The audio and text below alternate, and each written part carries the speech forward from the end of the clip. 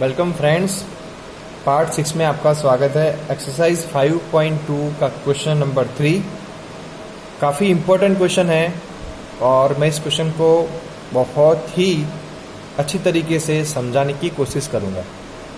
चलिए, हमारे पास एक एंगल है और उस एक एंगल की हेल्प से हमें काफ़ी सारे एंगल्स ढूंढने हैं, राइट।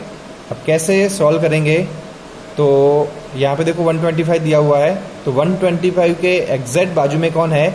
एंगल ई है, राइट। अब मैं एंगल ई और एंगल 125 की बात करूँ तो ये दोनों एक लाइन के ऊपर आ रहे हैं। देखो यहाँ पे देख सकते हो आप, ये एंगल ई है और ये एंगल 125 कुछ आपको इस तरीके से दिख रहा है, राइट। अगर आप यहाँ से देखोगे तो ये लाइन के ऊपर देखोगे तो यहाँ पे आपको ऐसा दिखाई देगा, राइट।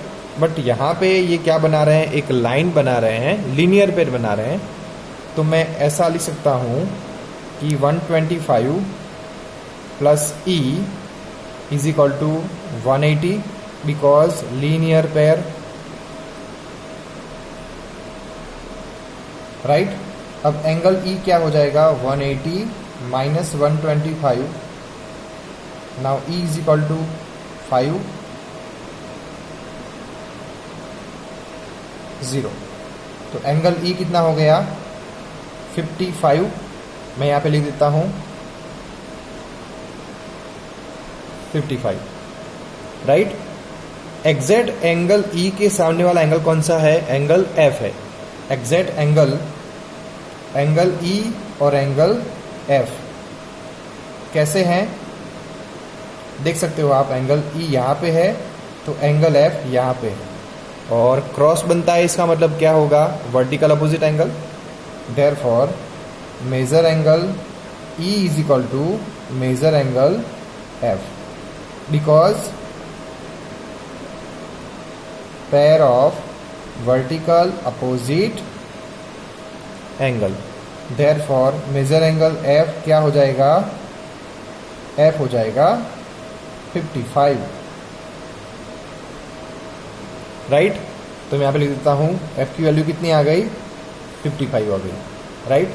अब यहाँ पे मेजर एंगल एफ और ए, मेजर एंगल एफ और ए, देखो मैं आपको दिखा दूं। मेजर एंगल एफ इस तरीके से है और एंगल ए इस तरीके से है। मेजर एंगल एफ और ए इस तरीके से दिखाई दे रहे हैं आपको, ये जेड शेप बना रहे हैं। देखो आप ध्यान से देखोगे तो समझ में आएगा। मेजर एंगल एफ और ए जेड शेप बना रहे हैं। Therefore measure angle F is equal to measure angle A because alternate angle. Therefore, measure angle A is equal to F is equal to 55। तो A की वैल्यू कितनी हो गई? 55 हो गई, राइट। अभी यहाँ पे एक और चीज हम देखेंगे। एंगल D और एंगल 125 के बीच में क्या रिलेशन बन रही है? आप ध्यान से देखोगे तो आपको कुछ ऐसा दिखाई देगा।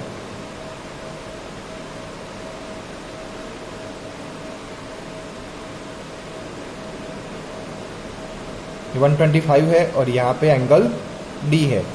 देख सकते हो आप एफ शेप बना रहे हैं और एफ शेप का मतलब क्या होता है? Measure angle D is equal to 125। Y?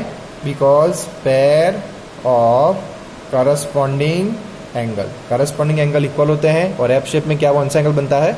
Corresponding angle बनता है। देयरफॉर डी की वैल्यू क्या आ गई? 125। अब देखिए मेजर एंगल सी है वो बिल्कुल ए के बराबर है, ए के सामने है। देखो क्रॉस में आ रहे हैं, आमने सामने आ रहे हैं। Therefore measure angle C is equal to measure angle A vertical opposite angle. Therefore measure angle A is equal to what? 55। Similarly, angle D और एंगल बी एक दूसरे के आमने सामने हैं, तो measure angle D is equal to measure angle B and B is equal to 125, क्योंकि ये एक दूसरे के आमने सामने हैं because of vertical opposite angle. तो ये हुआ आपका पूरा सॉल्यूशन एक्सरसाइज 5.2 का क्वेश्चन नंबर 3। मिलते हैं नेक्स्ट वीडियोस में कुछ नए टॉपिक के साथ, तब तक के लिए थैंक यू सो मच।